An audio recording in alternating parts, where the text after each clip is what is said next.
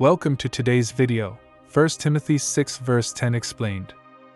For the love of money is the root of all evil, which while some coveted after, they have erred from the faith, and pierced themselves through with many sorrows. In this verse, Paul clearly warns about the dangers that come when a person allows money to take priority in their life. Notice that he does not say money itself is evil.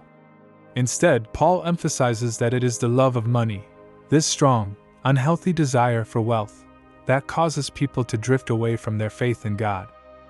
Money on its own is neutral. It can be a useful tool, helping people provide for their families, bless others, and advance good works. However, when someone begins to obsess over acquiring more and more wealth, it easily becomes an idol. This idolatry distracts a believer from spiritual growth and draws them away from trusting God. Paul emphasizes that some have pursued wealth so intensely that they have strayed from the teachings of Christ. They lost sight of spiritual truth, trading eternal values for temporary riches. In doing this, they harmed their spiritual lives, bringing pain and sadness upon themselves and often those around them.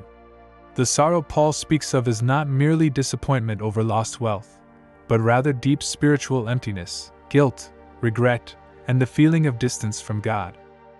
This verse also acts as a reminder to believers that true contentment does not come from material possessions but from a relationship with God. Pursuing money as life's main goal leads to dissatisfaction, because money cannot fulfill our spiritual needs or provide lasting peace. Only God can do that. It's important to understand the balance that Scripture teaches. God does not oppose prosperity, success, or wealth in itself. Rather, He warns His followers not to let these things control their hearts. The right attitude towards money is one of stewardship, recognizing that everything belongs to God and should be used wisely for His glory and the good of others. Jesus taught a similar principle when He mentioned that no one can serve two masters, meaning you cannot fully serve both God and money.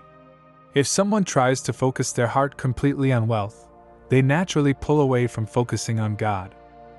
1 Timothy 6 verse 10 calls believers back to proper priorities. Money should always be a servant, never our master. As followers of Christ, we are encouraged to seek God's kingdom and righteousness first, trusting Him to supply everything we genuinely need.